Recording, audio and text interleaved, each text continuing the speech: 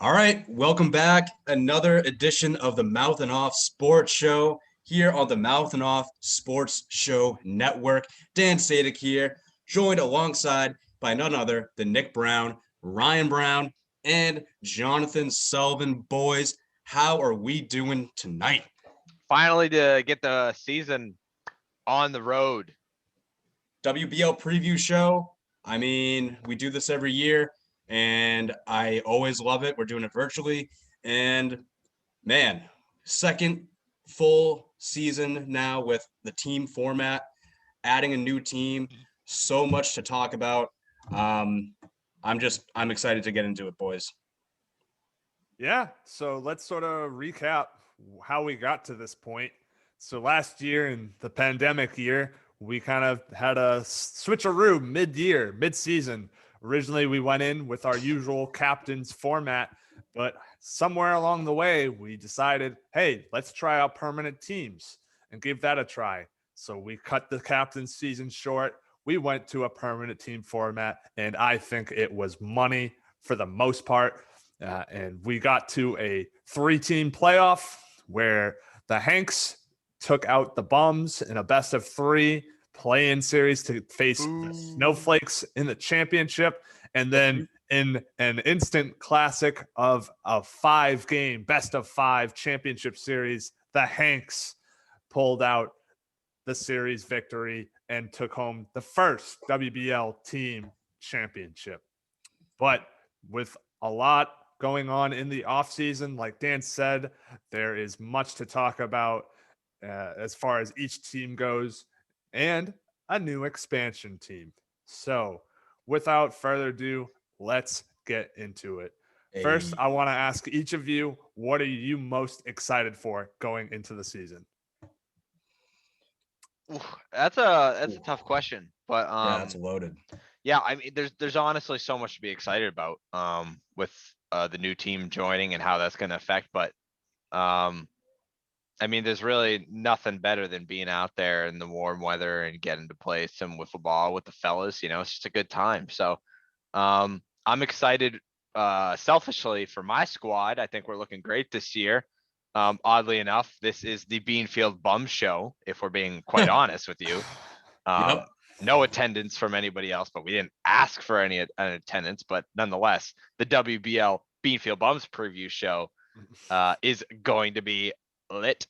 And look, I'm excited for us this year. I'm excited to see how Sato fares. I think that's probably for me the biggest thing I'm looking forward to, and that I'm excited about is seeing how our new teammate fares after the release of Berto and the signing of Zachary Sato. Jonathan? Yeah. Go, Jonathan. Yeah, I mean, I just want to parrot what Nick said. Just very excited to get back on the field.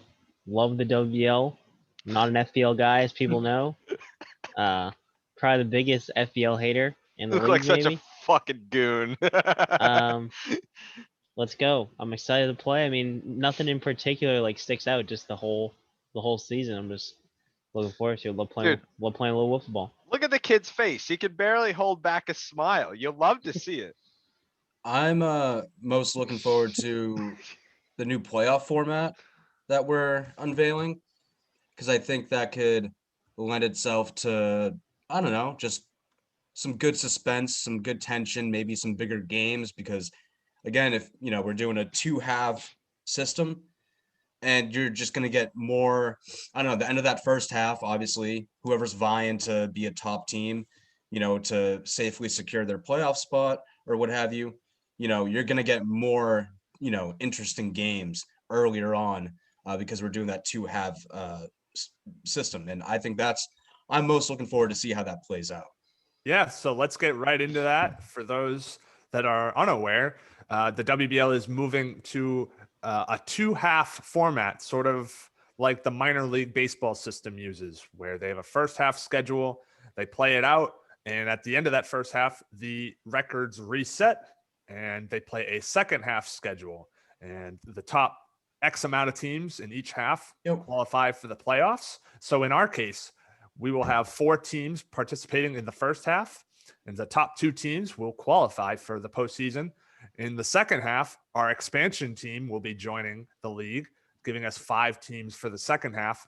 And the top 3 teams in the second half will qualify for the postseason. So there are endless possibilities for how the postseason could work.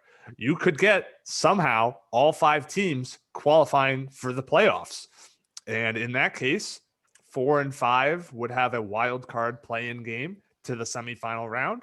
And then the remaining 4 teams would play a semifinal best of 3 before moving on to a championship best of 5.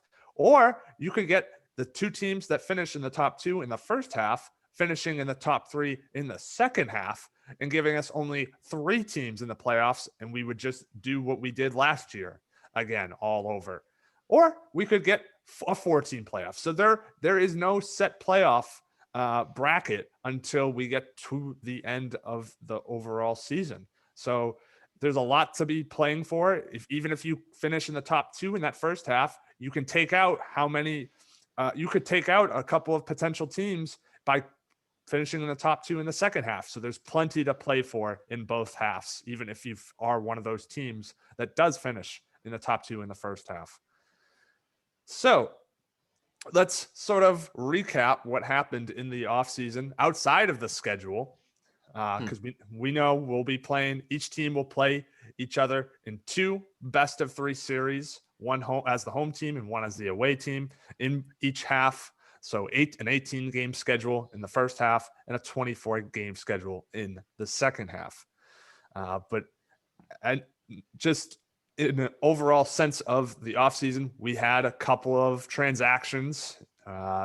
Yours truly is no longer a player in the WBL. I have transitioned full-time into the front office, the new league commissioner. It's a tough scene. I was looking forward to defending the MVP honor and running it back with the Hanks, but work said otherwise. So it's going to be a tall task for the Hanks to run it back without me. I'm not gonna sugarcoat it. So let's start with the Hanks, and I'll get your guys' opinion on it first. So, how can the Hanks run it back without me? Dan, I'll start with you. The only way the Hanks are running it back without you is they need their core 3, Miller, DJ, and Cam, to all be there very consistently. And not only that, they have to have career years, I think.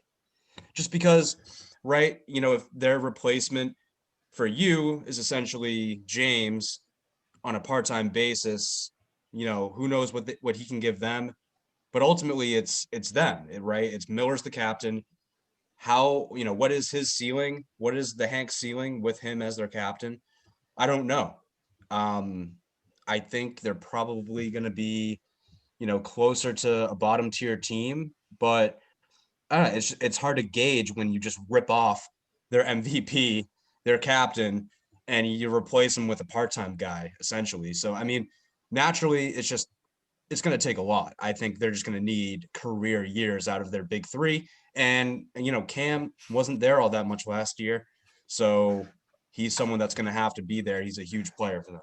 I can't believe you called them a big 3. I'm humbled that you would refer to them as a big 3. Let's keep it as the core 3. That's at least realistic. Jonathan, any thoughts on the Hanks and their chances? Yeah. I mean, they're gonna need some help. They need all their players to take a leap. DJ is probably their best player. He needs to become like an MVP quality player. Miller needs to keep up what he was showing at the end of last season. He was becoming a pretty solid hitter, and he's okay on the mound. He throws a little hard, personally, but I mean, if people aren't going to call it out, then he can get away with it. And Cam needs to actually care about playing. I don't think it's a high priority for him. He just kind of shows up, as a body, not necessarily like excited to just like come and play wiffle ball. And they just all need to take a leap. They need to take the leap. They're young. They're if you did the average age, they're probably the youngest team in the league, besides the expansion team, but they're not in the league yet. So, let's see if they take another leap. They got some young Johns. All right. So quite simply, the Hanks suck. They're awful now. Like Look at this Fuck Duke. showman. Look at this showman. Fuck Duke. this team is horrible. This team will not see any lick of the playoffs whatsoever. Impossible for them to make the playoffs, okay?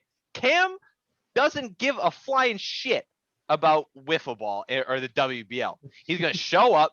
He's going to talk about how much alcohol he drank the night before. And he's going to strike out 3 times and throw straight pitches at the strike zone, okay? DJ ain't going to say a fucking word and be a decent talent. Decent to solid talent, I'll give him that. Miller's going to come and be a 1-2 pitch Andy who throw a 99 on the black and swinging out his shoes, hitting pop-ups if the wind isn't going in his favor. So the Hanks are screwed because James Daly on 1.5 legs ain't saving this team. And it's not even adding in the fact that James ain't even showing up every week for this team. The fact that they've already reached out to other part-time free agents, because I'm sure we're going to have a lengthy discussion on part-time free agents. That'll deal later. But this team is fucked. All right. Well, I don't want to talk about my former team too much here, but they're definitely in a Homer. interesting spots, to say the least. I don't think they're screwed by any stretch of the imagination, but I think it is certainly an uphill battle for them. You're a Hank dreaming. dog. You are dreaming, my friend.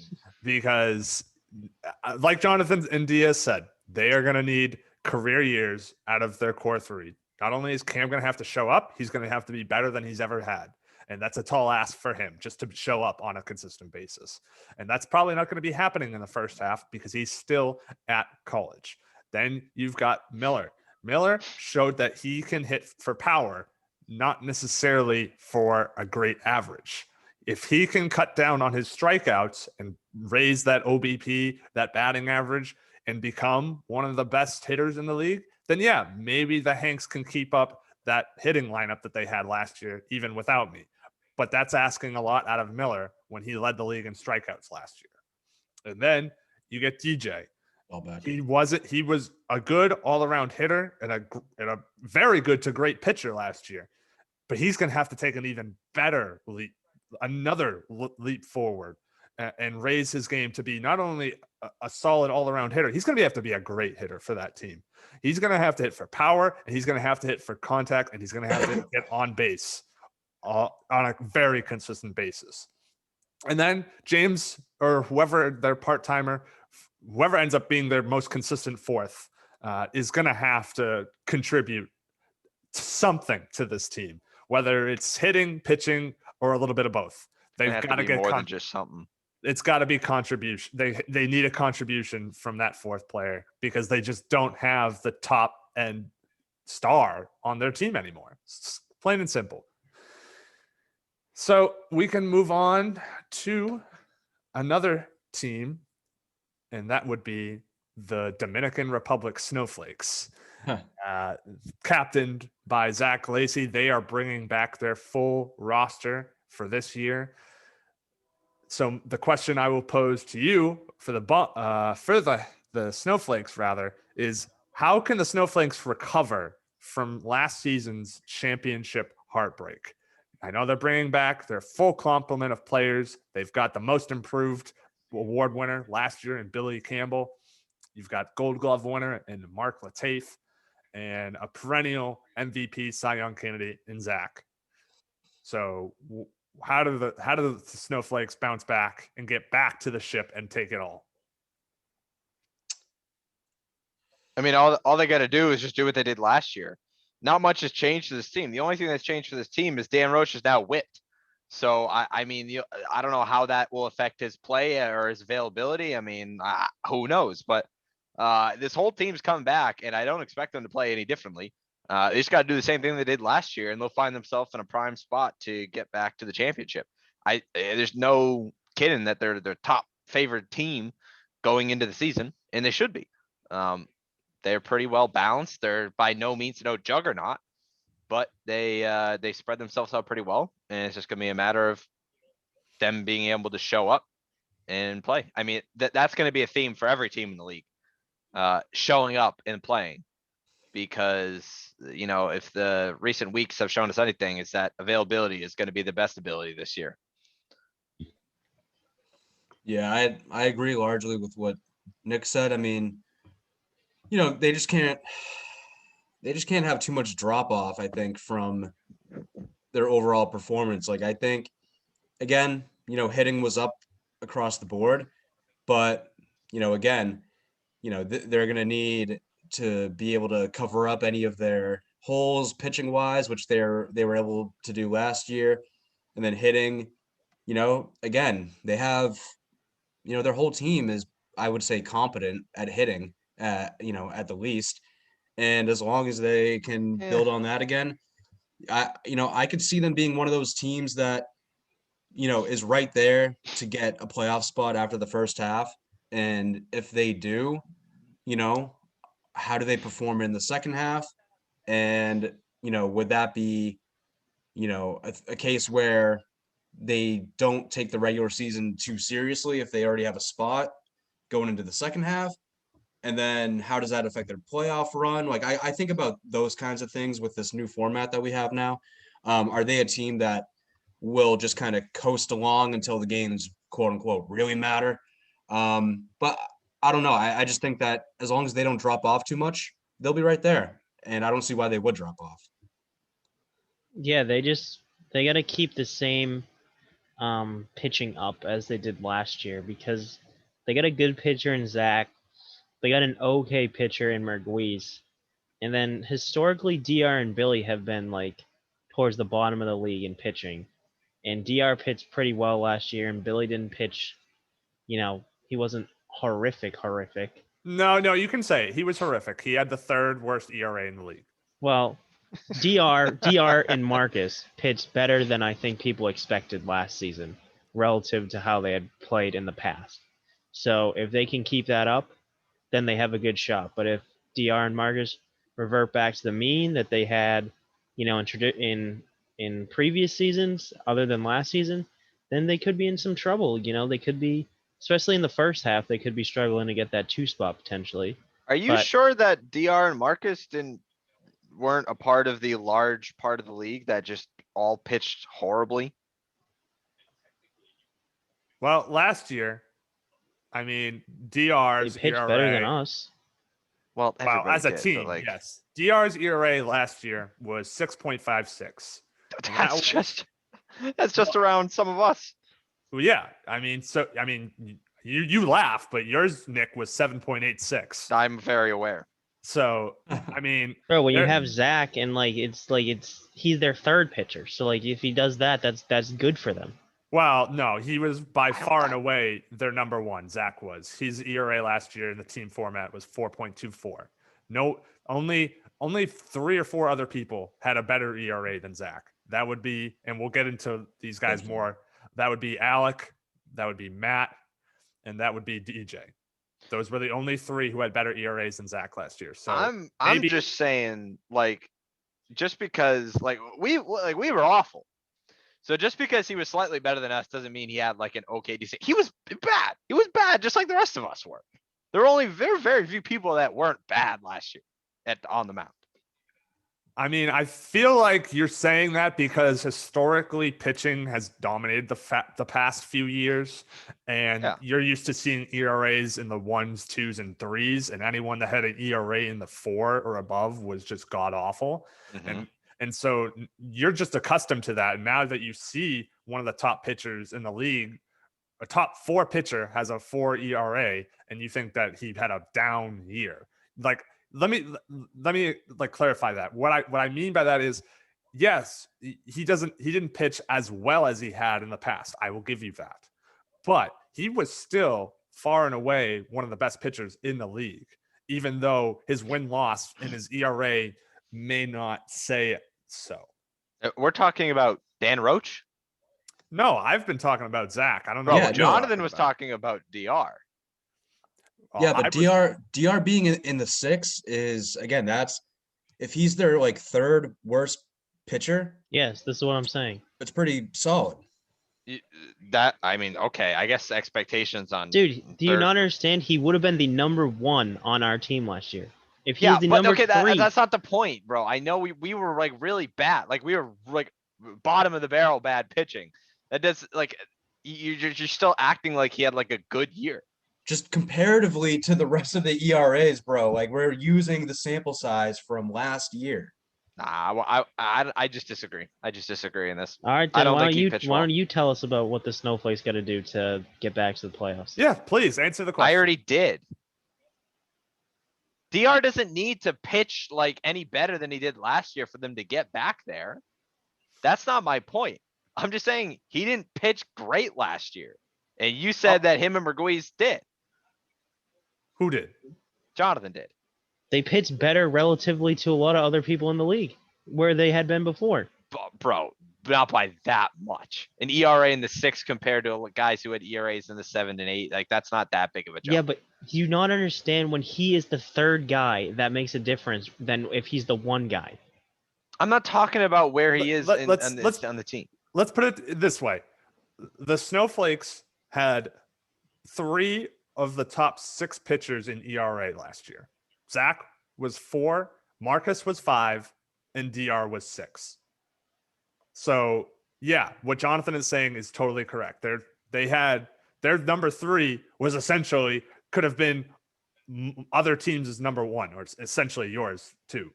But the point is, if they like you're saying, Nick, if they do what they did last year and nobody else raises their game, then yeah, they're gonna win it all again, and they're gonna be right there, at least having that shot to win it all again. I don't think those two will pitch like that this year.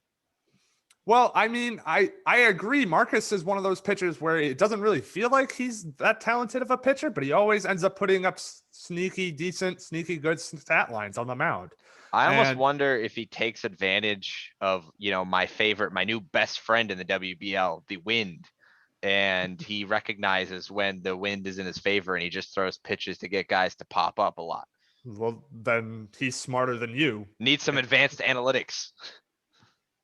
Regardless, I mean, Dan Roach has the stuff, the potential to be an upper echelon pitcher. He just has no idea really where it's going. If he can get more consistently with that, that's another guy that could take a step up. Well, now you're going to make me say it. When DR is on, he's right up there with Ryan and Zach. Bendy. Some would say that. Some may or may not have said that. But realistically, I think it comes down to 2 things for the Snowflakes. You need Zach to get back to MVP form, not only as an overall hitter, but as a power hitter. His power numbers the last 2 seasons have been below his standards, I would say. If he can get that power swing going again and be the guy that is consistently driving in runs, putting balls over the fence, that's going to elevate the Snowflakes' chances of getting back and winning it all. And then, I mean, if Billy Campbell can provide any sort of improvement on the mound and keep up his hot end of 2020, if he can carry that over into 2021 and keep like a 3 to 4 deep lineup going in effect for that team, they're going to be a tough beat each and every series they play. It's a fair bet. So let's move on. Let's move on to the RCCs, the canned coochies. This team has some questions ahead of them for sure. They are bringing back their full roster this year, but the reigning Cy Young winner, Matt Cunningham, will be departing the team mid-season, sort of pulling a me and moving to Florida mid-season. So they will be losing their Cy Young winner go for the second half. If they make the playoffs, word on the street, rumors are that he would be back for a potential Can Coochies playoff run, but they got to get there first. So the first half will be critical for the Can Coochies. They really got to take advantage of having Matt while they do. So the question I'm going to pose to you guys before we talk about the team itself is, what do you think that the over-under is on games played in the first half for Matt Cunningham?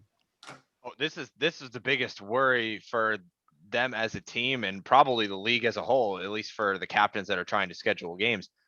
I mean, the kid has shown before that he has passion for playing in this league, but he hasn't really always followed through on the execution of that. And, the past couple weeks, he's been partying it up down in Florida, having himself a fucking ball. So, I mean, I don't know, man. I'm not seeing the engagement as much in the league chat and just trying to get people to play some spring training or anything like that. I haven't heard a lick about spring training in almost a month. So I don't know. Is the dedication there anymore, or did he leave it in Florida? I don't know. I will put the over-under for games that he plays in the first half at 12.5. That will be my over-under. So that would be 4 series, and then he would miss 2 series. If he plays 5 or their 6 series, then he would hit the over. So that's what I would put the over-under on for him at the moment. Dan, what would you take in that scenario? I'm probably, man, if he can translate his commitment to the FBL from this past year to the WBL, I'd love to go over. But man, I got to think that, we're on sort of a time schedule with him. Things could get a little dicey. I feel more comfortable taking the under there. See, I'm in the same boat. I don't want to. But I am actually going to take the over, just because this could be his last run as a WBL player. Who knows when he'll get another crack at it outside of a potential playoff run at the end of the season. So I think he's going to want to be there. And I think ultimately he's going to show that he wants to be there and do what he can to be there for his team as much as possible in the first half. I think maybe he misses 1 series or maybe even 2 because something happens, but I think he's going to be there more often than not, knowing that this is essentially it for him. Yeah. But for the first half, him and Alec have got to dominate on the mound, because Paul and Lil Mike are not great on the mound, and that is being generous. Lil Mike shows flashes of brilliance time to time, but that's about it. So they rely heavily on Alec and Matt on the mound. If one isn't there or one is just struggling, this makes that team just is so much more susceptible, because they're a solid hitting team. They're not they're solid, but they're not top tier hitting. So they need the top tier pitching of Matt and Alec to carry them. Well, yeah, I mean, Mike and Alex strikeout. I'm sorry, not Alec. Mike and Paul's strikeout numbers are what really drags down this team offensively.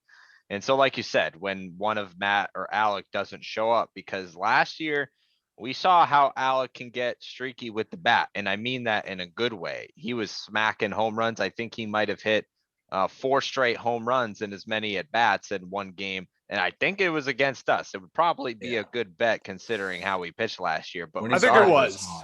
That just goes to show you that if one of these guys isn't going to show up as much for whatever reason might it be, they're going to struggle like they did last year, where they started, I believe, somewhat like 3-9 when they weren't having Matt show up. And the other interesting thing with Matt is Matt's not always been a big power guy. He usually is just a big base hit grabber, kind of going for those singles, trying to take Jonathan's gimmick from him.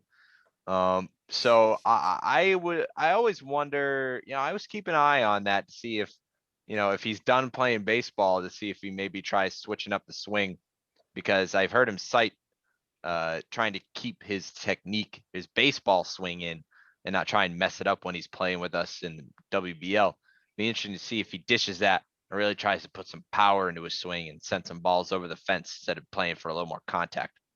I mean, he had the second best batting average last year. Granted, small sample size, 7 games. So you take that for how you will. But yeah, he only had 7 home runs in 7 games. I mean, that's averaging 1 a game, so that's pretty good. Yeah. Not gonna lie. But when you've got others that are averaging similar numbers to themselves, we had plenty of other people average about a home run a game. So if he played a full season, I think you would see the power translate. I think it's what gets lost is you just don't see him enough to really appreciate that. Not only does he hit for contact, but yeah, he will get those home runs in. It's just he doesn't play enough for you to really recognize that and realize that at times. That's fair enough. I can agree with that. But let's talk real quick about their outlook. I know they finished dead last in the standings in 2020, and that was more or less due to the fact that Matt kind of left them hanging attendance-wise. They were 5-2 with Matt, but they were 1-8 without him. So you could see those kind of splits again, but in the first half and in the second half. So should the RCCs be taken seriously once Matt leaves? No, when he leaves, they shouldn't be taken seriously. They gotta make the playoffs in the first half, because once they leave, I don't know who they're gonna add, if they're even gonna add someone. But Mike and Paul are just, Mike is who he is, and Paul is, if you were to rank people, he's probably in like the bottom tier as well. So no, if once Matt leaves for a second half of the season, I envision them right there with the Hanks, honestly. Yeah, same here. I not knowing really who is going to come in for his spot and knowing their record without him. Yeah, I don't see how they could be taken seriously without a competent replacement, because Matt has shown, they needed him and they did everything they could to make sure that they had him for the end of last year, understandably, but it goes to show they know his value too. They know without him, they're not much of a complete squad. Yeah, I mean, the good news for them in the first half of the season is that they won't come in last, because the Hanks fucking blow. So they will come in last in the first half of the season. The bad news is the second half of the season, they're in danger and coming last. That's going to be a tankathon. Draft picks are going to be screamed to the rooftops between the Hanks and the RCCs about who's going to tank harder for that number 1 draft pick that does not exist. And it's going to end up being probably a 2-horse race. And then in the second half season, the real wild card X factor is going to be the new expansion team of young Johns joining the league. But if they don't clinch their playoff spot in the first half of the year, they're done. They're not clinching a spot in the second half, and neither will the Hanks. So I mean, potentially 3 spots to clinch in the second half, and the Hanks and the Coochies will not be a part of that. So let's get into that expansion team then. You are convinced that they are automatically better than the Hanks, and they automatically will be better than the Coochies in the second half without Matt. Well, can I say this? Yeah. If the expansion team isn't better than the Hanks or the RCCs in the second half, then the Bums and the Snowflakes are going to be licking their chops. It's going to be a 2-horse race all year long. That may be the case, but I wouldn't bank on I wouldn't count the expansion team to be great. I wouldn't count on them to be terrible. I think they'll be somewhere in the middle, trying to figure it out as they go. They might get off to a slow start just while they're getting accustomed to league play, but I think once they get into the flow of things, they should find their sort of groove, and I think they'll slot in somewhere in the middle. I think a top spot finish is too high for them, but I don't think they'll finish at the bottom either. I think 2 to 4 is probably their range in the second half. But I think it's too soon to really throw any actual judgment and throw any sort of consensus on where they really will finish. I mean, I I could be dead wrong for all I know, because we've never seen any of them play. We don't know how. All we know is they're high schoolers with baseball backgrounds. So that could translate very nicely, or it could translate not very well. We don't know. So they are, like you said, Nick, a complete wild card coming into the second half, and it could really be a shakeup of sorts. Mm-hmm. Well, the thing is that even if they are an average team, I still think that slots them in at least third. Average is going to be better than the Hanks and the Coochies in the second half. We'll see. So let's move on to you guys now. I'll let you guys speak a little bit first about where you guys see yourselves. But the question I will pose to you is, will the Bums be able to bounce back on the mound after such a pitiful 2020 pitching performance? So as the captain, I will speak first on behalf of my team, and then let the rest of my supporting cast help me out, as we will do in games supporting as well. Cast. Yeah, every team needs a supporting They're below cast. you? They're not below me. Every movie needs a cast. Here we go. Dude, it's the classic gossip, MLB source gossipers. I'm Trevor Bauer. Spin zone. Oh, the way Ryan perked up when you said that. Oh my God. Nonetheless, we're feeling very, very good. I think we are absolutely bouncing back because, quite frankly, I don't think it could get worse. Last year was horrible on the mound. Everybody struggled. We avoided pitching Jonathan because I don't know. I don't even I think about it now. I don't know why we avoided pitching him so much, because it's not like Dan and I were doing any better on the mound. So, I mean, I think we're coming in with a better mindset. We're preparing more. We've been doing the most off-season work I think any team in the WBL FBL has ever done in the history of this league. We're really trying to reinvent ourselves so that we can make a push to win it all this year. I mean, we've been practicing almost, I would say, at least once or twice a week, working on our stuff and just making sure that when the time comes, because we are the most, and I will let Jonathan speak further on this, but the BeanField Bums keep this league together. We are the glue. Without us, there is no league. Yes, I 100% agree with that assumption, Nick. Note It's not an assumption. It's a fact. Note how only the BeanField Bums are even on this preview show. That's just how the draft worked out last year. No, they know we do this every year. They just choose to forget, and they choose to not care to want to be on it.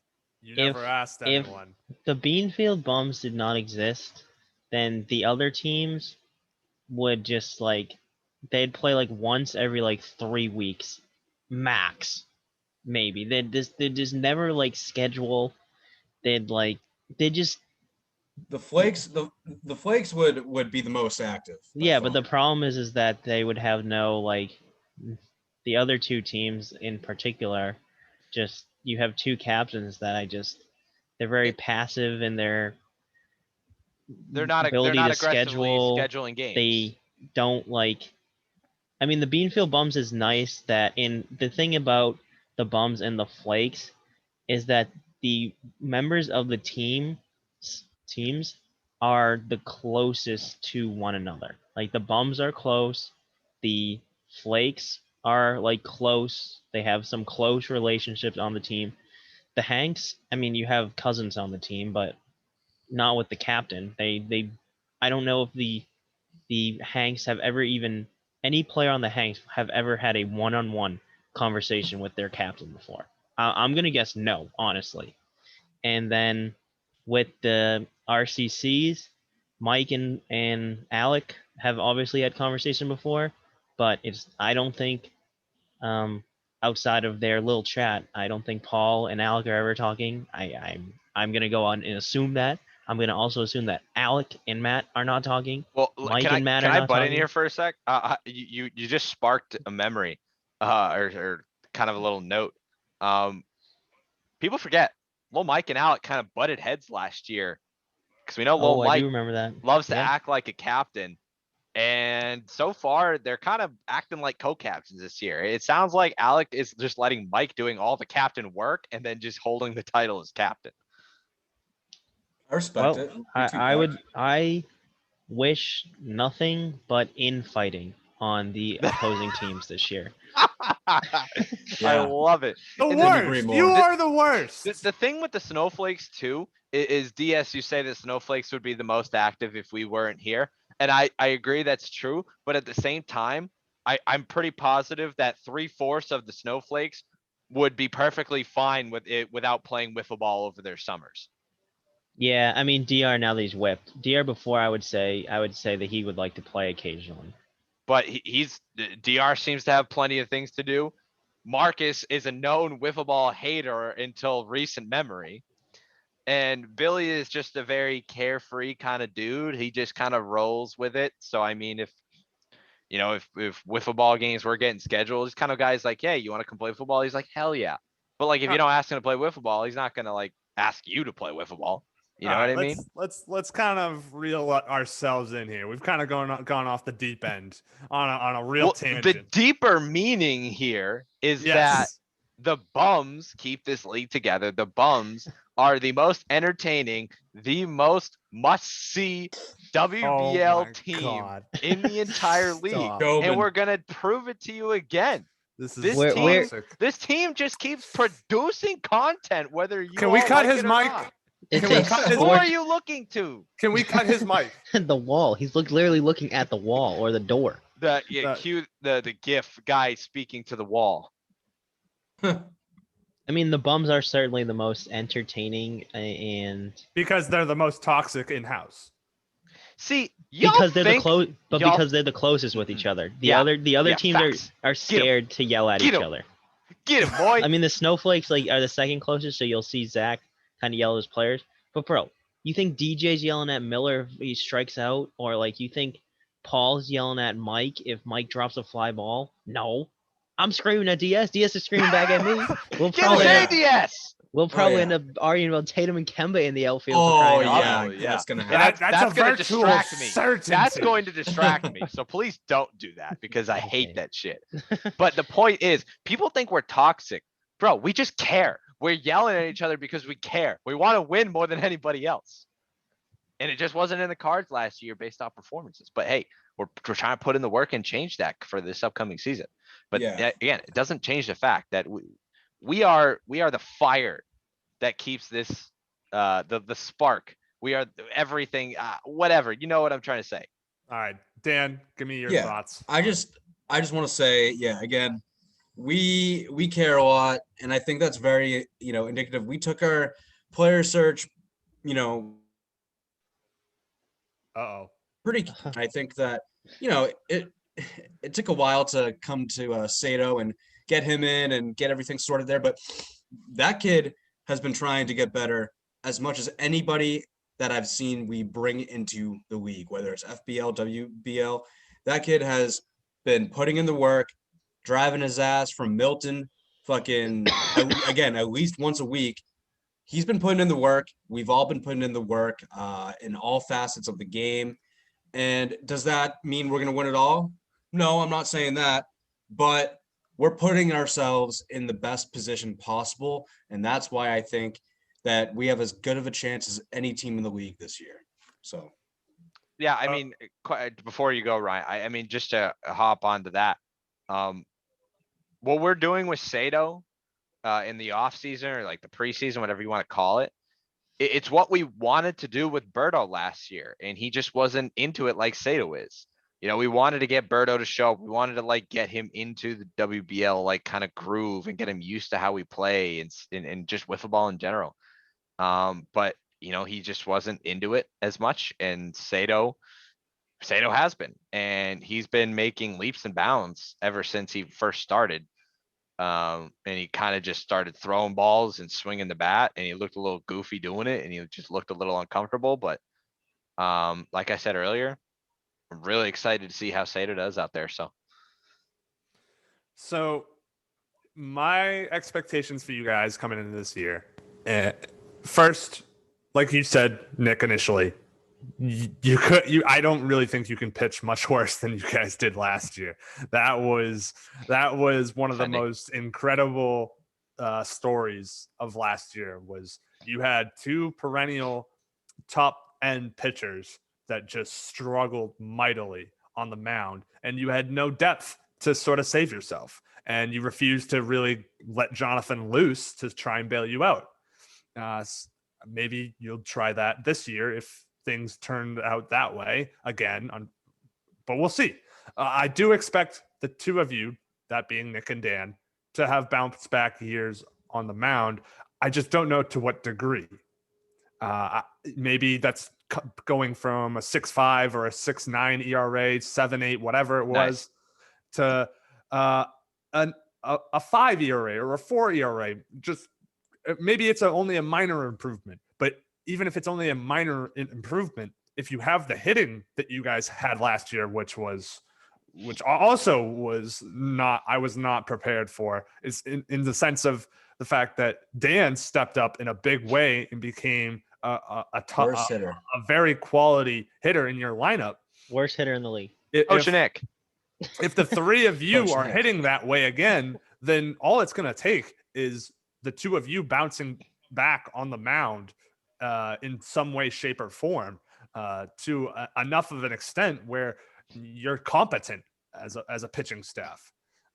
So I think the outlook for you guys is pretty good going into the season, especially given the league turnover with other teams, either going into this year or over the course of this season. But you've also got to prove it on the mound, because if your pitching is dog shit again, then your hitting can only bail you out so many times, and you'll be in the same position that you were last year, where you were a 9-9 team, and you'll be scrapping for a playoff spot. But my belief is that you'll probably figure it out to some degree, and that should put you as an above 500 team overall on the season. And that should have you fighting for making a deep playoff run and potentially competing for a championship in the finals. But we'll see. I don't know. I got to see the pitching before I really put my stake into you guys. So now that we've kind of looked into each of the teams going into this year, let's just talk about some of the rule changes going into 2021. So we've kind of changed our stealing. It's kind of modified now. We still allow leading, and there is stealing, but there was a rule that you couldn't steal third base if there was no fielder on the left side of the field. That is now not the case. You may steal third whenever, because now a base runner that attempts to steal can only advance one base if a pitcher tries to pick them off with a pickoff attempt. So, and no other, correct me if I'm wrong, but I'm pretty sure no other runner can advance due to an errant throw on a pickoff attempt. Correct. Yeah. So I'm interested to see how that shakes out. Will that encourage more stealing? Will that encourage more pitchers to attempt to pick off runners that are leading? We'll have to see. And then, so that's really the big one. I don't think there's any other sort of major rule changes over the course coming into this year. There may be a start time timer for teams that are late to the field. There may be a penalty. That's not official yet. That's still sort of in the rules committee room. Oh, I thought that was official. I thought everybody voted in and agreed on that. Nope. That's still not official. Only two captains voiced their opinion. So, well, did you miss Miller? Apparently I did, because I'm pretty sure he was radio silent in that. So the message that I sent where I said they should sit out the entire game, Alec liked it, Miller emphasized it, and Zach said, okay, that's decided. So All right, then that's every that's captain. Then that's the case then. So what are your guys' thoughts on those two rules? Personally, since I was the one who suggested at least the sitting out portion of it, Hero. thank you. I know I do God's work sometimes. The whole idea of it was just to basically eliminate annoyances where teams are relying on, their star player or like their whole team being there. It's essentially a punishment, and we tested out in the FBL, and it seemed to be kind of worth it because it's clearly obvious that some people just don't take showing up on time serious enough, and they should be penalized for it because so many times we say we want to start at a certain time, and oftentimes we don't. So this is just, I think, the wiffle ball's way of punishing teams for not showing up on time when they agree to show up at a certain time. So I think I think Ryan described to all of us over text, or at least the captains, where we had this happen before. And we had, I believe it was Cam, sit out the entire game until it was over and before he could join when he showed up late. So I think it makes the most sense. It does the job without being too extreme. Yeah. Yeah, I no real qualms or issues with either rule. It makes sense, especially if, we're working on a time constraint or anything. Like, really important that we get the games in when we have, the time to do it and we're scheduling them. And then the stealing one, I know it was thrown around, maybe, canceling stealing completely, but I think this rule is a nice compromise, and ultimately, there's not a ton of stealing done in general. It's really one or two players and mostly Marcus. But, I think that if pitchers are aware, take advantage of the rule, you can help put a stop to it, or at least discourage from that. Because if you are, alert on the mound and that, all right, there's no real consequence of me throwing this ball at this guy who's trying to steal third or what have you, there's no reason not to just absolutely go for it every time. The first rule that was mentioned about the rule that was mentioned about punishing people if they're not there on time, I'm a big fan of that. The second rule blows. If there's one stolen base in the WBL, that's one more stolen base than there should be. Stealing blows. It's ridiculous. It's an annoyance. I don't care what rules are put in to try to offset it. Stealing blows. It should have been banned out of the league years ago. It should still be banned out of the league. If there's one stolen base in the WBL this year, that's one too many. All right, now let's kind of move on and talk about some of the new additions that'll be taking place. So obviously we've talked about the new schedule and how the new playoff format that'll go along with it. But this year, the WBL will be hosting its first ever All-Star game, where there will be a player vote mid-season to determine the All-Stars for this year. Each team will have at least one representative. I want to get your quick thoughts on the first ever WBL All-Star game coming to a ballpark near you in 2021. I hope Yeah. it happens. You don't think it's going to happen? No, in this league, it might be hard to schedule. So the more serious answer that Jonathan is refusing to just more clearly state is the overall concern that at least some of us here anonymously have with I would say the passion and the desire to show up on a consistent basis and like want to play on a consistent basis. So it makes you worry that something like the All-Star game that has no value to the playoffs and winning the championship might just get overlooked by some guys who just might not feel like showing up. I think it's something where we would need to probably do both the All-Star game and the Home Run Derby on the same day, And that is the plan. just so that you have both events and it's like you make it more worth the while instead of like, oh, come and play a quick all-star game. I don't know if it's still going to be 3 innings or we maybe make it more than 3 because it's an all-star. I don't know. But yeah, if you just had the all-star game and nothing else, it might be a little bit more harder to get like commits. But yeah, throw the derby in there too and maybe a little La Pizza.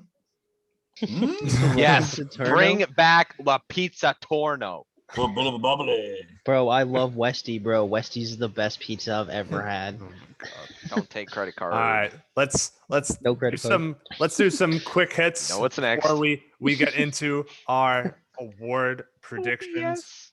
So, real quick, is hitting back and here to stay? We saw hitting. Oh, I Just- love this annual question.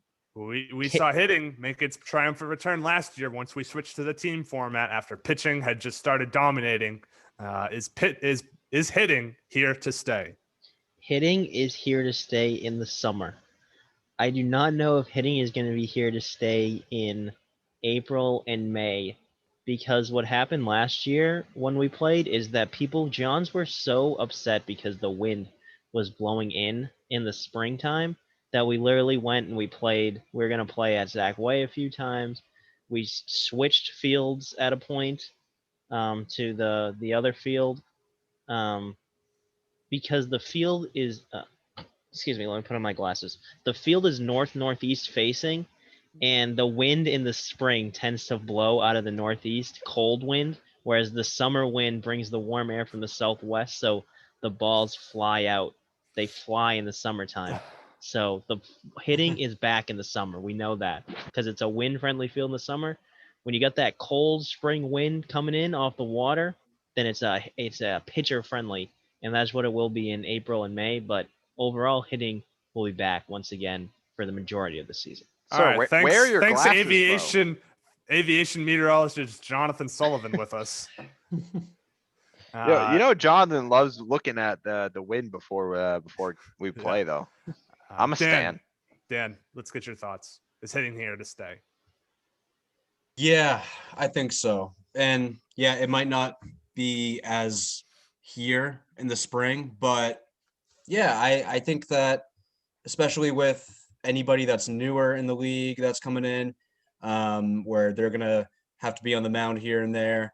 But not just that, we all know each other and we see each other, every summer. And I just think unless other people are changing up some stuff too, because I know the Bums have been trying to mix things up a little bit on the mound, just from practice. That's all I've heard from sources and scouts. But I think that no, I think hitting's here to stay. Just mainly, people know each other's pitching fairly well. The rules kind of, lend itself to, the batter. Maybe not walks and OBP, but hitting and that kind of shit. Yeah, I don't think ERAs are going to be plummeting or anything like that this year. Yeah, so the thing I've been preaching about this annual question, at least as of late, is it's the repetitiveness when you're playing the same team 3 times in a row, 3 innings per game.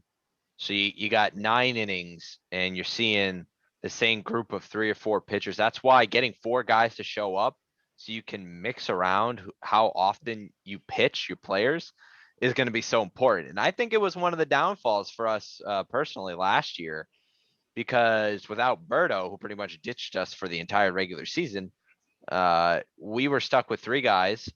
And for some reason, we have the mindset of avoiding having to pitch Jonathan other than 1 inning. So, I mean, that's 4 innings for DS and I to pitch every 3-game series.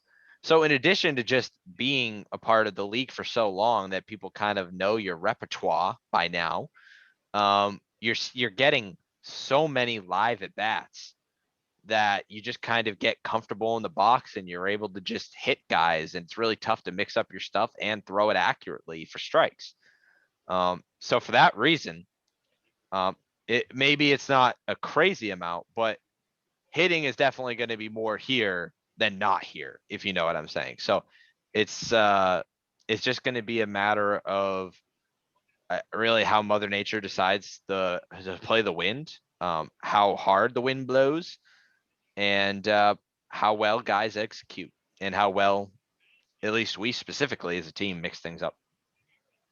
I tend to agree. I think there is a bigger learning curve to be had on the mound than there is at the plate. So I think inevitably hitting usually figures it out quicker than pitching does. So I would tend to agree with that. All right, real quick, because I do want to get to our award predictions. So I want one-word answers. Just answer the question straight up. So who is the favorite to win it all coming into 2021? Nick, go. Bums. Jonathan. Bombs. Dan, if you say it.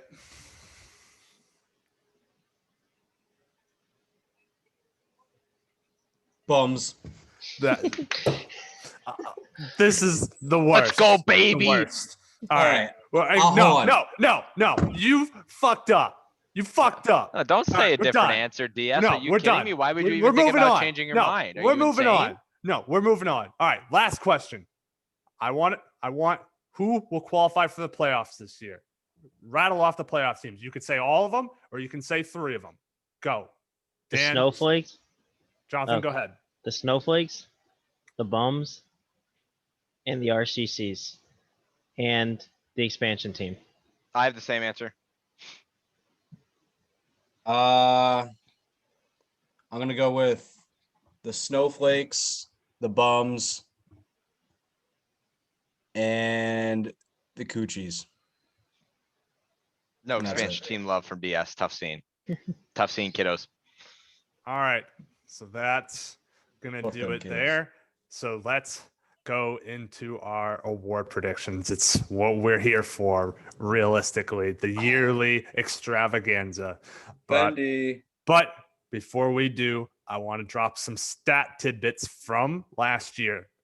So only 2 people saw their batting average decrease from 2019 to 2020, and that was Marcus and Cam. Everyone else in the league saw their batting average increase last year. So that is just how dramatic the hitting surge was last year. And then pitching, there were only 2 pitchers who actually improved their ERA from 2019 to 2020. That would be Dan Roach and Matt Cunningham. So very much hitting took precedent over pitching last year. And finally, a couple other tidbits. Zach led the league in both saves and losses on the mound. So that was an interesting. I don't think there's a correlation there, but that was an interesting tidbit I pulled up. And then I tied for the most errors in the league. So shout out to me for having a dog shit year in the field last year. Yeah, people don't talk about it enough. You dropped a lot of balls, dude. Like low key, like so low key. Yeah, I made some really great plays at times, and then I dropped some straight up pop flies. It was like you were a boom or bust fielder. I mean, Yeah, that's there an could never be inflated. one. That's an inflated number though, because you're always at the spot where they're gonna hit it the most. So Well, like, Yeah. Fendi. Whereas you get guys like Marcus that just sit in one position and they don't field any other position in the field. whoa, that's a Gold Glover you're Whoa, talking whoa. about. But he's a you can't Gold say Glover. that. But he's a Gold Glover. You can't But say he's a that. Gold Glover. I'm sorry. that's illegal. I'm sorry. He's a Gold Glover. He makes all the plays in one position. You're not allowed to say that. Oh, sorry. You My can't do bad. that. I'm sure somebody else does better. Sorry. Definitely not me. All righty. Let's get into the awards predictions. First, we're going to start with the regular season champion. So this will be who we think the team with the best overall record will be. So last year, because we did captains and teams, Alec was the captain's regular season champion for the first time. And then the Snowflakes were the top seed overall last year in the playoffs. So Jonathan, I will start with you. Who will be the regular season champion, the team with the best overall record in 2021? The Beanfield Bums. Okay, Dan. I mean, I'm dead serious. The bums, bro. The bums. Like, I don't know what you want me to say. It's objective. Nick, go ahead. Oh, he's gonna The say it. motherfucking Beanfield Bums will have the best record and All be right. the regular season champions. I think I'm Listen, gonna have to. I think I'm gonna have to hey, do my own hey. preview show so that's completely Well, unbiased. Well, maybe you should have thought about that. Maybe you shouldn't have invited the 3 fucking people who are on the same team and But believe in their team's gotta success this understand- year, bro. You got to understand, like, we feel a certain way for a reason, though. Like, it's But not can like we we're just... can we agree on one thing? There's only one other team that's even possibly in contention for this, right? Yes. the The Flakes. only way is you could make an argument for the RCCs is if Matt wasn't leaving. Yeah, But he gone. He's leaving. Yeah, he'll be gone. He'll definitely be gone. All right. That so, being the only realist here in the chat, I am picking the Snowflakes to run it back as regular season champions. Literal dog. Yep. Unreal. All right.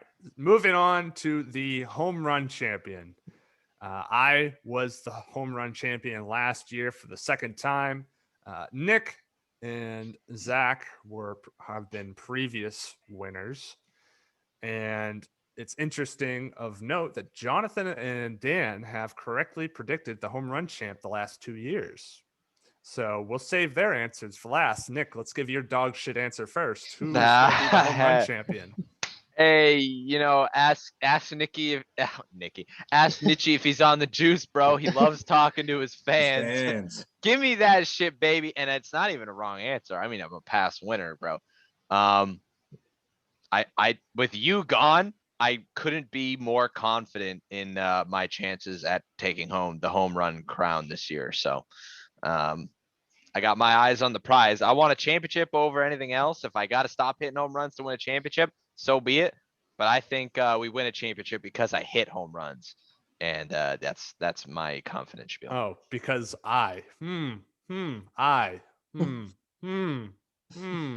Yeah, nice try, spin zone. For me, I think it'll come down to you, Nick, Miller, and Zach. I don't think Miller's home run surge last year was a total fluke. I think he'll be in the conversation. Maybe he won't be right there with you and Zach, but I think his power numbers are fairly legit. I just think he's going to start to get respect around the league a little more and get pitched a little differently. And that's what I'm curious to see is can he hit without me in that lineup to sort of protect him a little bit. But the thing is, I hit leadoff and he was hitting third. So sometimes I was there to protect him as next up in the lineup. Yeah, other games I wasn't. So when a lot of teams facing you, it would just try and not give up a home run to Ryan and then attack Miller. If Miller's showcasing his power this year, it might be less of an attack to Miller, and that was the thing. might be an expose of other people. But here's the thing, Nick. He didn't hit second. They had to go to DJ next, then Miller. Yeah, so, but it was really just getting around the lineup getting around you to attack everybody else. So if Miller's going to be the big power guy and you're bringing in a third guy like James, you're going to maybe you'll pitch around Miller a little bit and you'll try to pitch perhaps because DJ has shown lesser power and James doesn't swing a bat. So I would pitch to him pretty confidently. So that's all I'm saying is that you might get pitched differently. The bat. Well, this is true, but I'm just guessing. Oh, okay. Assuming. Good. Ultimately, I do think, Nick, you will be the home run champion this year. Hog champ. To make it 3 times. But I think it'll come down to you and Zach. I think it'll be neck and neck. I do like you, though. Thanks. Yeah, I like Nick as the home run champ, too. Not that I don't think Zach will see an increase in power. Because like you said, Ryan, he has dipped a bit in terms of his overall power numbers, I feel like. I don't have them in front of me, but, just based off my memory, like he hasn't been quite parking as many balls as he usually does. Well, in 2020, I mean, everyone just struggled at the plate, but there was no greater apparent struggle than with Zach. I mean, he didn't even hit double-digit home runs on the season, which was by far the most shocking thing to come out of that season. In 2019, rather. 2020, I mean, the power numbers were better, but they still weren't really there. I mean, for me to hit twice as many home runs as him, that still like doesn't feel right. That it Right. feels like over the years, me and him were always neck and neck. Nick entered the equation and was right there with us. And then all of a sudden the power just vanished for Zach. And we started to see him sort of get it back together last year. He hit 19, which was good for 4th in the league in the home run race. But that's still 4th is not where he's used to being. He's used to being top 2, at worst top 3. And he just slowed down here. Yeah, so we'll see. Continue though. Yeah. But Nick, again, I think he's going to be able to clean up, especially on any of the newer pitchers. I think Nick is good at taking advantage. And of course, man, I've been seeing this kid in practice.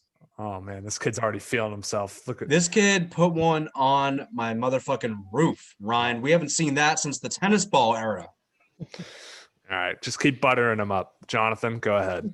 Well, it's pretty obvious. It's pretty obvious that the home run race is going to be a 2-John race between Nick, obviously, and myself, obviously, for the home run champ. But Poggers. Whoa! Repeat that for the Breaking moves. Hold of horse. Me? Yeah, repeat what you just said. I said obviously it's going to be a 2-horse race for the home run champ. It's going to be Nick, obviously, and then second is pretty obvious too. It's myself for the home run crown. I don't understand what's the big deal. I feel like we're going to be going back to back a lot. Yeah, this is pretty season. poggers. But I will defer to Nick. Nick's got better power than I do. I am a bit more of a contact hitter. You can say more. You don't have to say bit. Don't put yourself down. You're a better contact hitter. So I will it'll be a clean sweep. Nick is the projected home run champ this year. Bro, raise respect. Love you, man.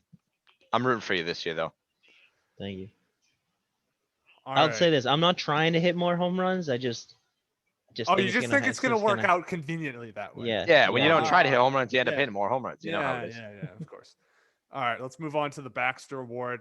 If you guys have any sort of guess as to who will walk out with the Baxter Award, I would love to hear it. Last year, we had a 3-way tie for the first ever Baxter Award winner, which is essentially the Hustle Award for the league. And it went to Paul, Miller, and Lil Mike. I'll go first. I think Billy will somehow end up with this. Yeah, I was going to say the same thing. I think Billy will, especially if he, continues his, hot streak that he ended on last year. Because he tries, and he's a good glue guy to have on the team. He's a good locker room guy. And, I could see him, taking that unless we have another fucking Baxter Award again. My prediction for the Baxter Award is Zach Sato. Yeah, that's right, baby. To win the Baxter Award. Nick says that he's kind of like a little bit of clumsy, like kind of like a newborn fawn. I did not compare him to a newborn fawn. I envision he will be playing the outfield for us. No spoilers there. He will be playing the outfield.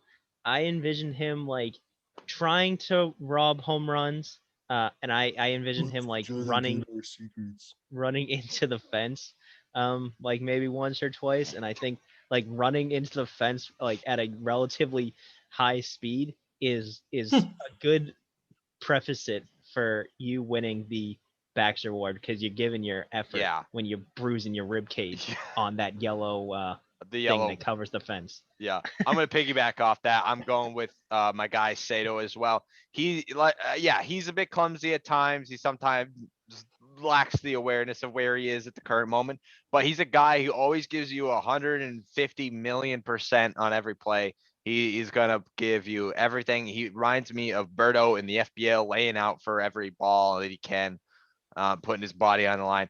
I mean, that's just what Sato is. He's a great guy to have in the locker room. Keeps the spirits up, and I just got to ride with my guys. I mean, that's the theme of the show. I'm riding with my guys this year. Yeah. Weird.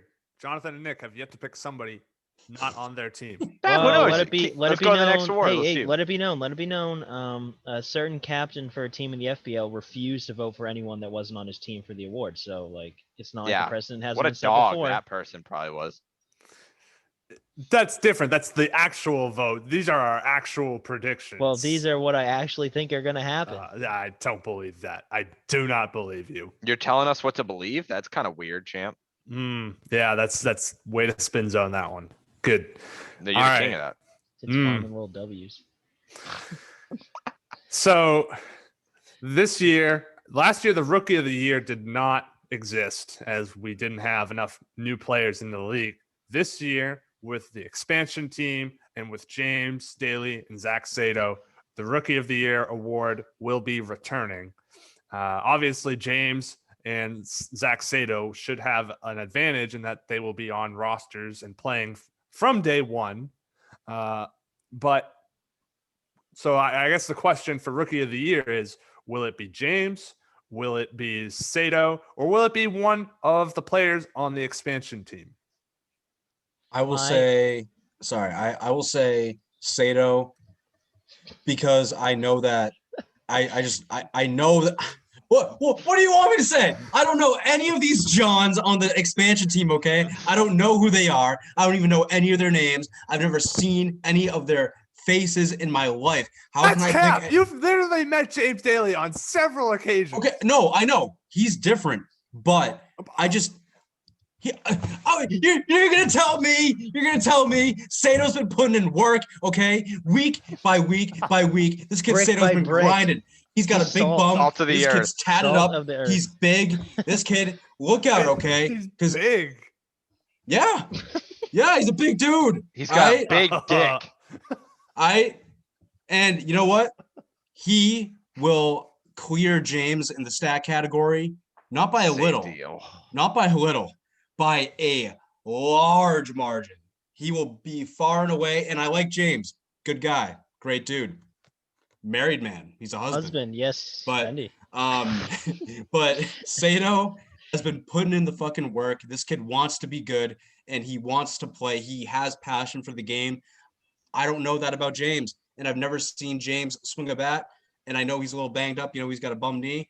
I've been there. So I got to go with Sato here. I'm not. That is as objective as I can possibly be. That's why we keep DS in the shade. To show you how simply unbiased I am for this show, I will not be going with Zach Sato for Rookie of the Year. I will go with whomever is the best player on the expansion team will be my pick for Rookie of the Year. Just simply because they'll be the best player on a team. Sato won't be the best player on our team. James, I don't think it will be better than DJ on his team. Someone is going to have to, if the expansion team is going to win games, someone is going to have to perform very well on their team, and that person would be my pick for Rookie of the Year. I agree with that. So Nick, go ahead. Yeah, to show you I don't give a hoot about your biases, I'm picking Sato to win Rookie of the Year. Wow, enough said. All right. Jeez, that's amazing. At least I gave you a reason, Ryan. Or you want me to repeat all the reasons you just said, bro? No, absolutely not. The only thing I will add is he's big, he's got passion, he loves the game, he's been putting in the work week to week. Salt of the earth. My guy. Salt of the earth, brick by brick. Love my guy. Go. In 2019, Nick and Dan predicted the Rookie of the Year correctly, and it's only a year of existence. So maybe they're on something. Bet. Maybe. All right, moving on to fielding awards. We'll start with the doo-doo glove. that goes to the worst fielder in the league. Last year, that was Miller. Nick and Jonathan are proud former winners, former recipients of this award. They wear it as a badge of honor, I'm sure. This year, my prediction for Doo-Doo Glove, it has to be Lil Mike, right? It has to be Lil Mike. It can't be, Ryan, the- because he doesn't play in positions where he's going to No. field balls. He's one of the worst fielders in the league. No offense. He is. Take offense.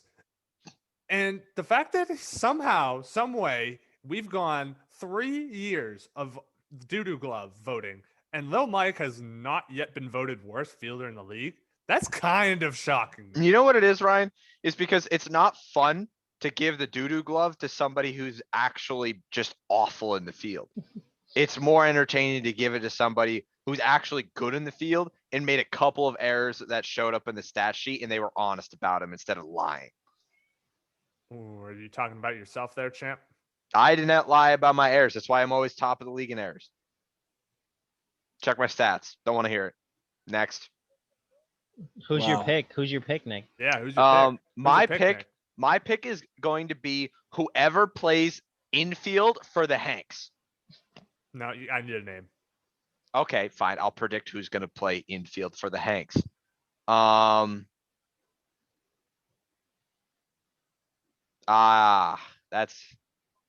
will say Miller.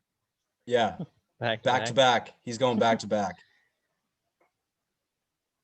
I'll go with DR.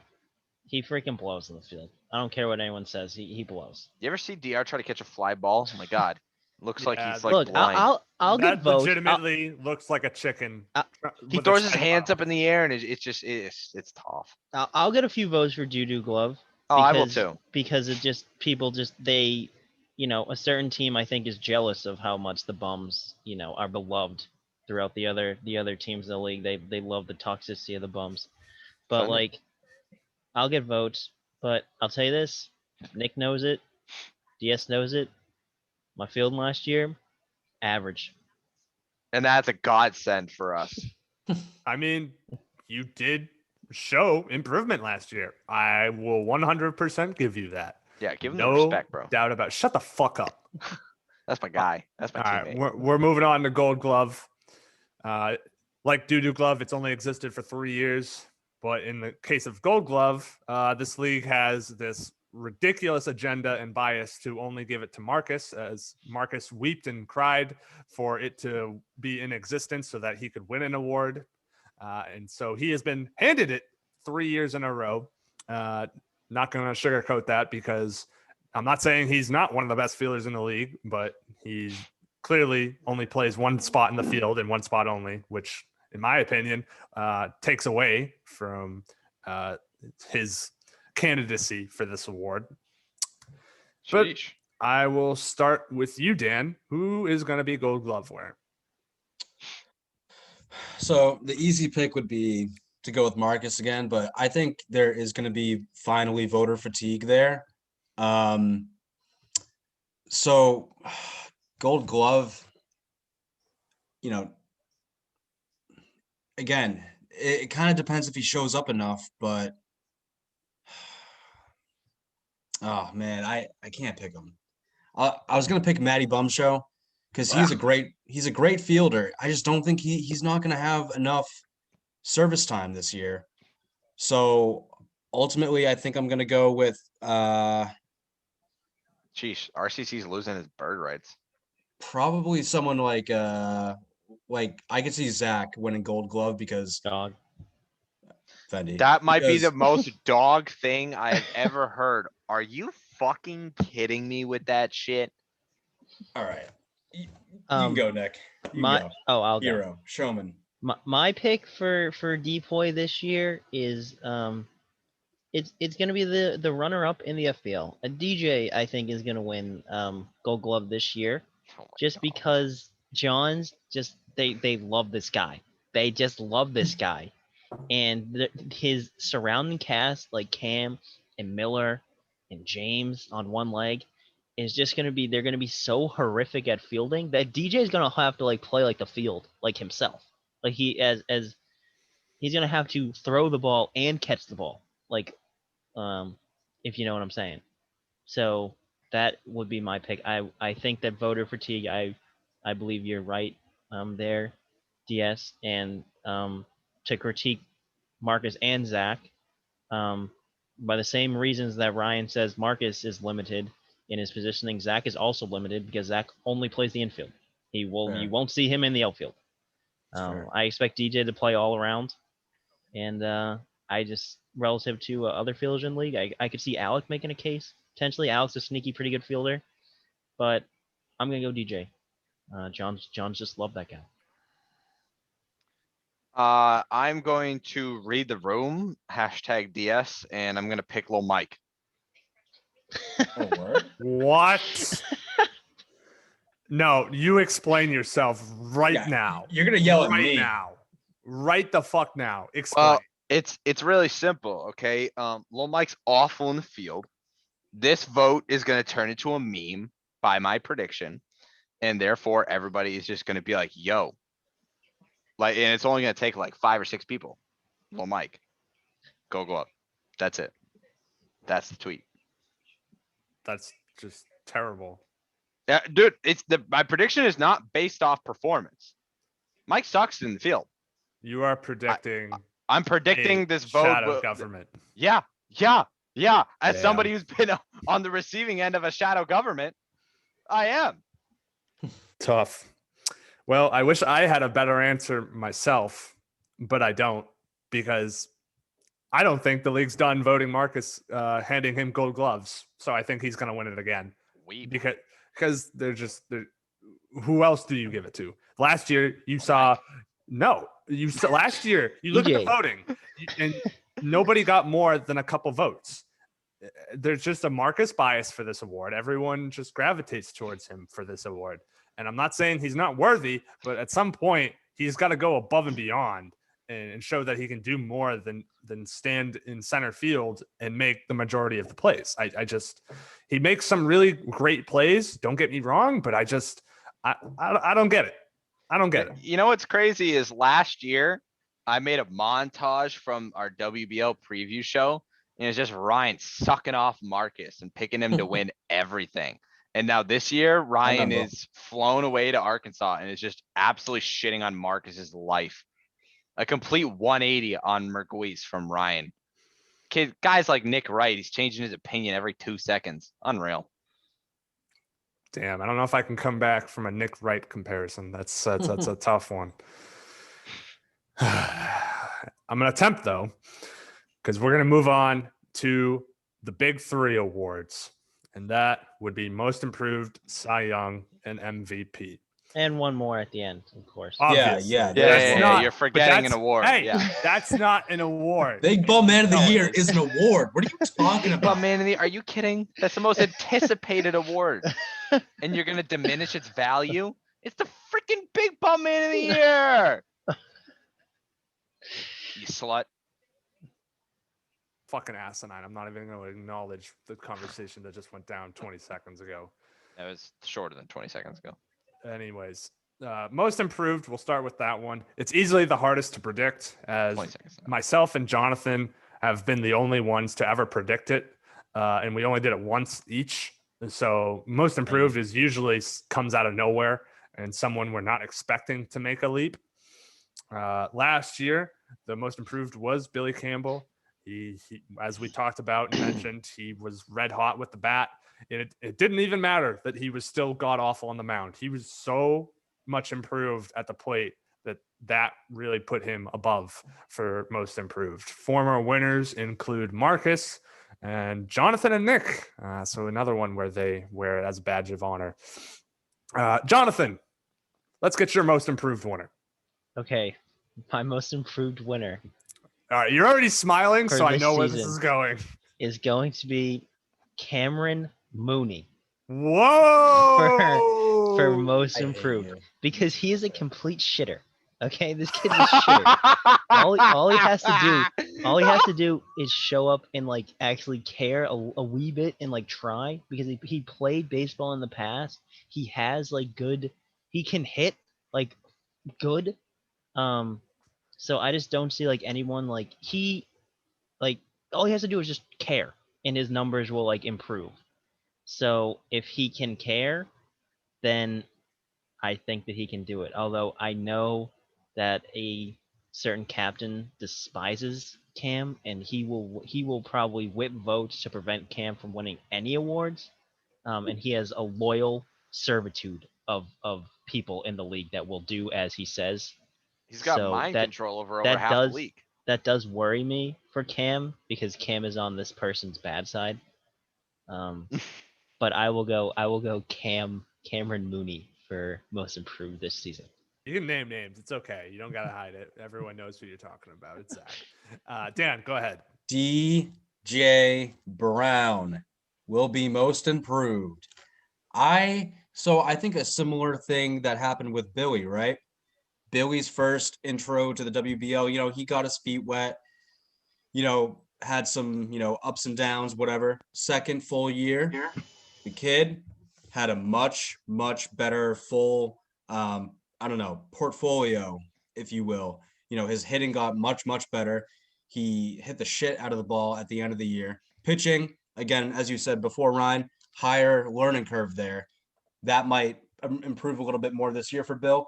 But DJ, I think, is somebody who has those skill sets already in place, where he's now seen us for a whole year, and now to get another second full summer in with you're not there now. And again, the John's been around, a big FBL season. He's an FBL champion.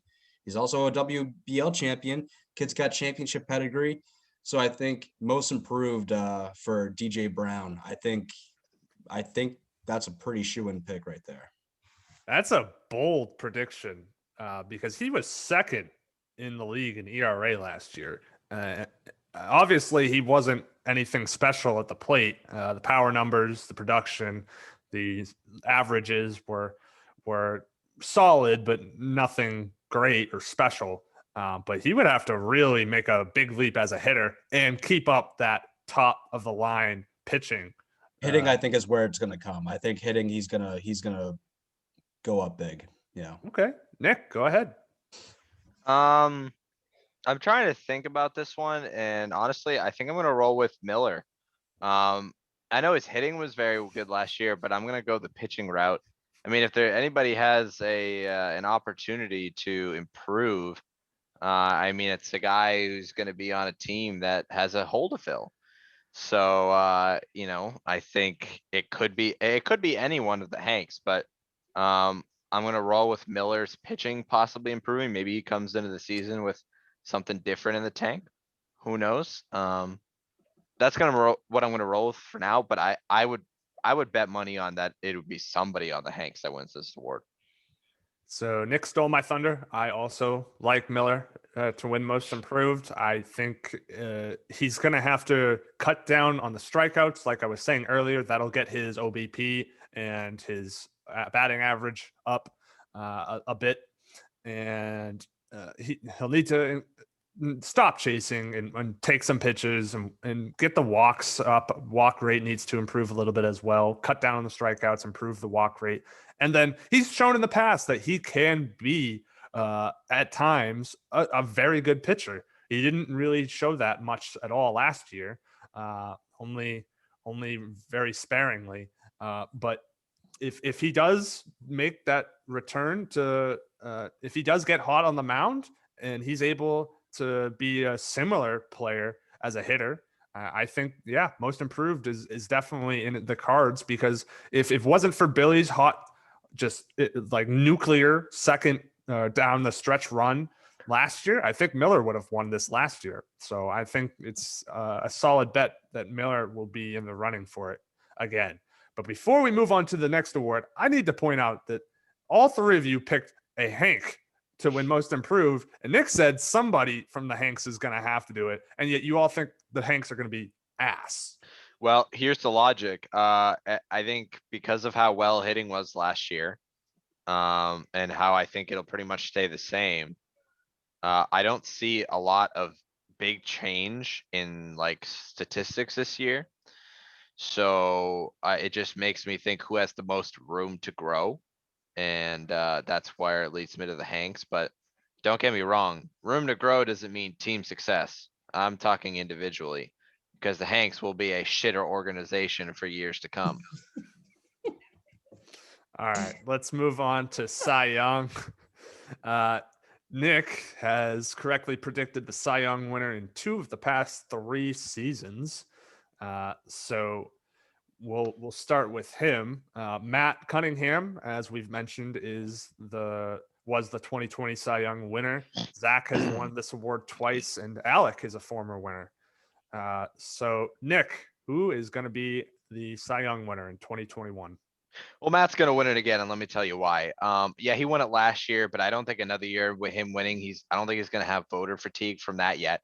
Plus, it's his going away year, might make the more emotional, sentimental Johns vote for him. He's gonna probably have the numbers to support it, based off the fact that the league is entirely afraid of knuckleballs, and he tends to throw it with enough speed to not give you enough time to react to it. That Alec kind of gives you with his slower knuckleball.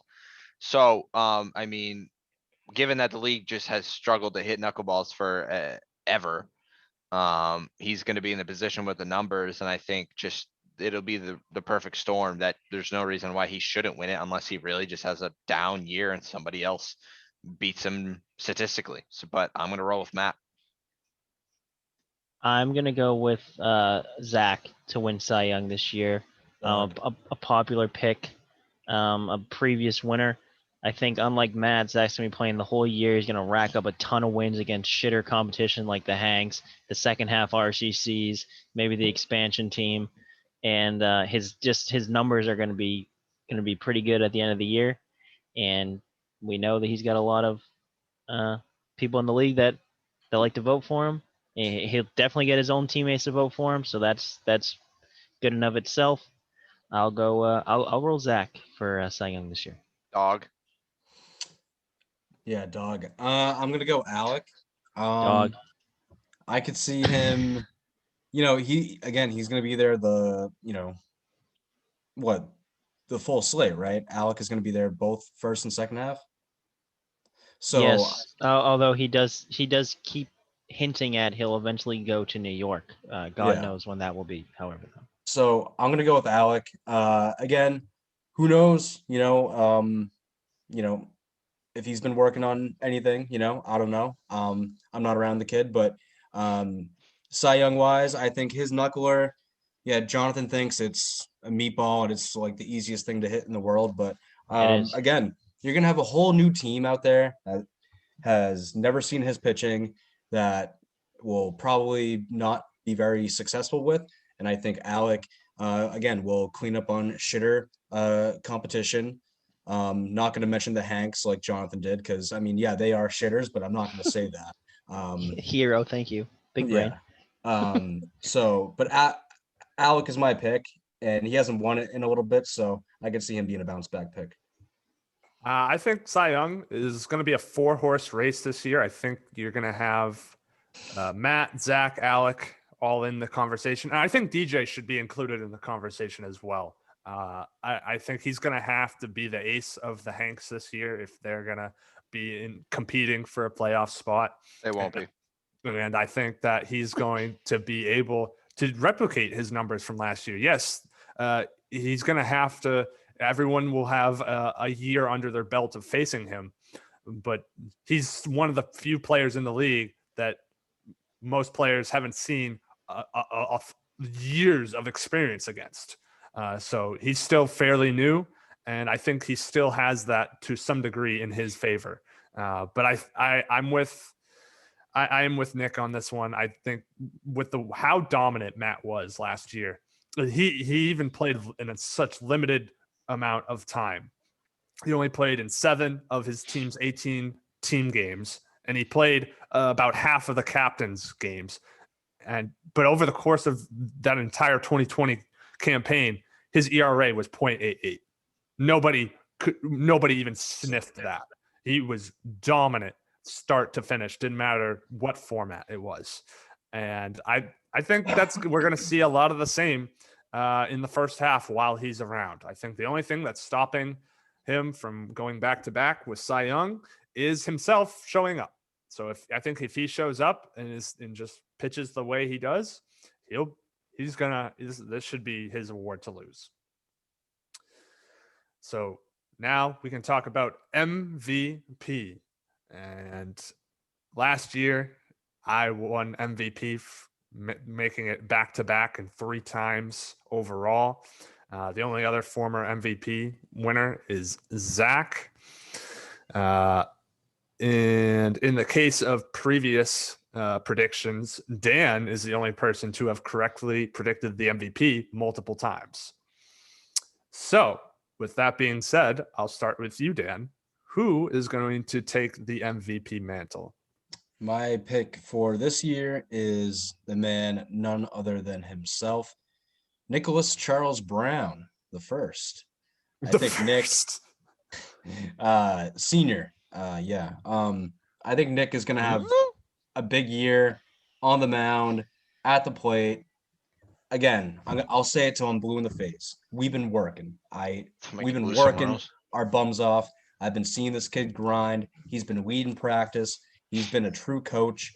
And yeah, I think his coaching abilities should come into play as well. I mean, we're talking about MVP, the whole package. All right. What the fuck are you talking about here? You think other people are really going to take coaching? Not actually. But no, Okay. but for real, me and Nick, both of us had down years on the mound, big time. Numbers, everything. The Bums had the worst run differential like ever, literally ever.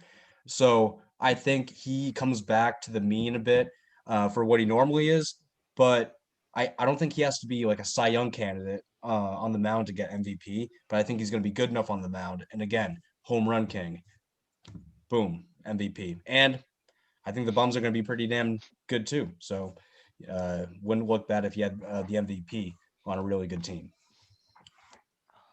Jonathan.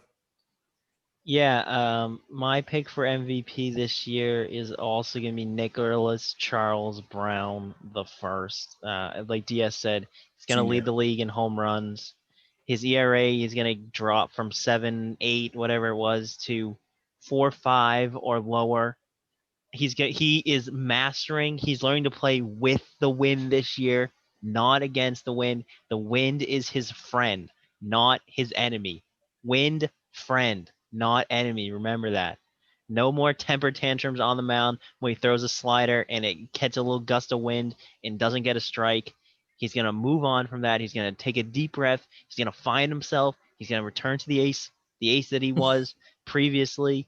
He's going to lead the league in home runs. He's going to be hitting for power, hitting for average, probably leading the league in RBIs. And the Bums, as DS said, are going to be good. Nick is going to be the best player in the league this year, bar none. MVP. The stats show you that I should have won it a few years ago. They certainly do. If They you look did at the not stats. that year. They did not. You're stupid if you don't know that. All right, Nick, let's hear your MVP pick. Hey, listen, my MVP pick is going to be an absolute stud, an absolute star on an absolute bombshell of a team. And I mean that in a good way. You got to roll with the stars who are going to be in the best team in the league. And the best team in the league is the BeanField Bums. And the star player that I'm choosing from the BeanField Bums is none other. It's not me. Give me an MVP for Jonathan Sullivan this year, baby. A runner-up last year. Power. Solo second runner-up last year. Kid's gonna hit for some power this year. He's gonna get more appearances on the mound. The ERA will be more respectable. Will lead the league in singles. Will also lead the league in somewhat controversial / kind of racist remarks on the YouTube channel. And people are gonna vote for him this year for MVP. Thank you. Appreciate that. It's all part of the Bums takeover, baby. All right. Here's what I have to say about that.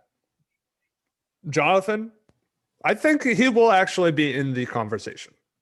I will give you that. Yeah, well, you tell me I'm making a bad pick?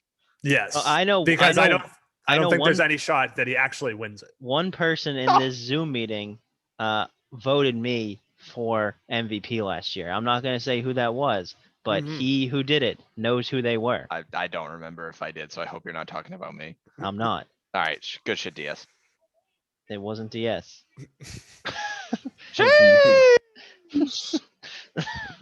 But I just, with me out of the equation, Humble. I think this is going to turn into a theme that you've been highlighting, Jonathan, where the lapdogs are going to come out for Zach. I hope not. And if Zach puts up the type of numbers where it's close between himself, Jonathan, and Nick, or whoever else may be at the top, if he is in that top tier group stat wise, he is going to win MVP.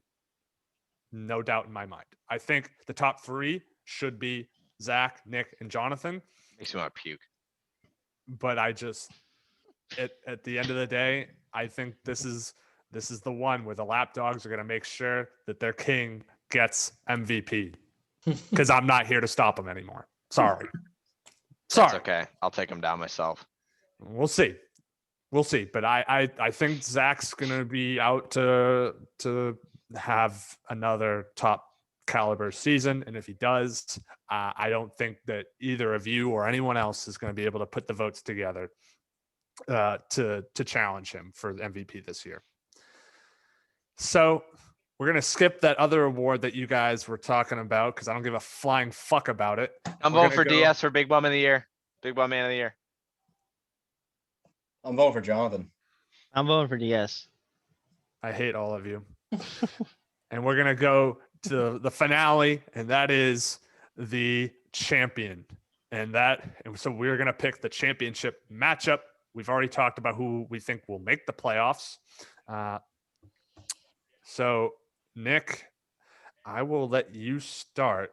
As terms of champions, I have correctly predicted the champion twice, the only one amongst this panel to do so.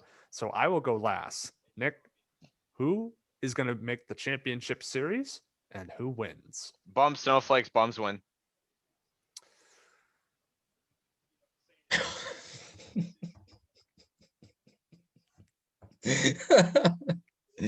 I'll do you one further. Bum Snowflakes, bums win in 3. Get the brooms out. Oh my God. I don't know about that. I'd say I the do. same thing. Okay. Jonathan, please go ahead. Bums, snowflakes, bums in 4. Okay, Dan. Bum snowflakes. Bums in 5. He's just a dog. He had to give Zach at least 2 games. Yeah, well, you guys are just wrong. I'm sorry. You guys are wrong. All right. What is it? Commish? I'll give you the championship matchup. If it's not bums versus snowflakes, something has gone wrong. Matt, if it's not bums versus snowflakes, Matt has stayed in Massachusetts. Matt came back. No, that means that Matt did in fact come back for the playoff run because he got them into the playoffs in the first half. And that means that it would probably be snowflakes versus RCCs in the championship. But I'm going to assume that is not the case, and that even if they do make the playoffs and he comes back for it, that they choke. And so I will agree with you guys. And I think the best case, most likely scenario is a bums snowflakes championship series. But I don't trust you guys to take them down. I have the snowflakes in 4. Oh, Sounds like we got a big hater in the chat, fellas. you're gonna just do that to us at 1:15 in the goddamn morning. It's actually that on us. It's actually 11:43 on April 8th. All right. don't- All right. We don't It's go by Friday. racist time. It's Friday, sailor. I'm sorry. Yeah. It's actually Thursday. Still Thursday. Sorry, guys. I don't know what you guys are talking about. But that's going to do it on the WBL 2021 season preview show. Let's get your final thoughts. Anything that you would like to get off your chest before we hop off the airwaves? Bunch of dogs in the league that want to keep stealing. A lot of rats. Stealing is the worst thing in this league, bar none, by far. Why it still even exists in the league is beyond me. It's Bunch of because Johns it's because just- the dog wants it. That's why it's still in it. It's ridiculous. Hate it. Hate stealing. It's just a horrible rule. I want it gone, but it is what it is. Gotta live with it another day. Yeah, I mean, yeah. go ahead, Diaz. No, just excited for the season. Happy for a new team coming in, and just pumped. We get a full summer of really fleshed out thing with the whole team idea instead of shoehorning it into 1 month, which we had to do.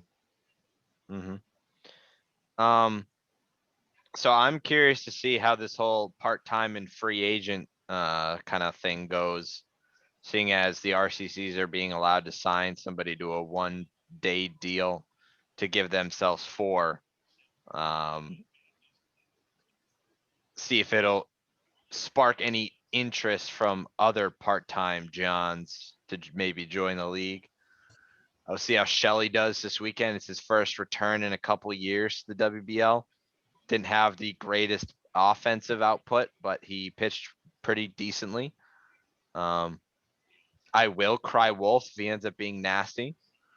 And I will probably be looking to add him immediately as soon as the opportunity becomes of itself. But nonetheless, in general, like Dia said, I just want to get on the field. I just want to play. I feel like I've been getting blue balled and waiting for weeks.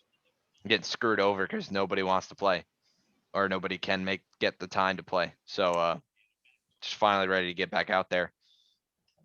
My FOMO will be off the charts this year. I am going to try to embrace being the league commish, and an unbiased one at that. No association to any teams whatsoever. Cap. You got me, Jonathan. But for real, it's going to be tough not being on the field with you fellas. I am excited though for what the league has in store for this year. Like you said, new team, a couple of rule changes, a new schedule, a new playoff format of sorts. So I think and an all-star game. So I think there's a lot to look forward to, a lot to be excited for you guys. And I'm looking forward to how things shake out. Same. Big mood. But I think that's going to do it here. So for Dan Sadek, Jonathan Sullivan, and Nick Brown, I am your league commissioner, Ryan Brown, and we are signing off. Fuck, dude. See you.